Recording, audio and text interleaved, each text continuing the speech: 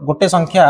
68 देछि एवं ताको 5 द्वारा गुणन करिया को देछि ताको प्रथमे मु लिखिबी तार एक घरे प्रथमे मोर आसीबो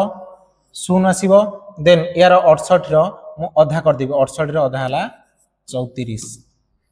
देन से परि भाबरे आ गोटे एग्जांपल नै परिया माने कर मोर 36 अछि 36 के मु 5 रे गुणन करिवि एक घरे 1 कर देबी एवं 36 रो आधा कर देबी 36 रो आधा हला 18 एटा मोर जुग्म संख्या थिला बेले ए भलिया होची वर्तमान देखिया जदि मोर अजुग्म संख्या थिबो माने कर 37 गुणन 5 अछि ताकू गुणन कले कोन हबो जेतु मोर अजुग्म संख्या अछि ताले कोन करिवि एक घरे एठी लिखि देबी 5 देन 37 रो मोर गोटे कम कर देबी 37 रो गोटे कम 36 एवं 36 रो आधा एठी लिखि देबी 18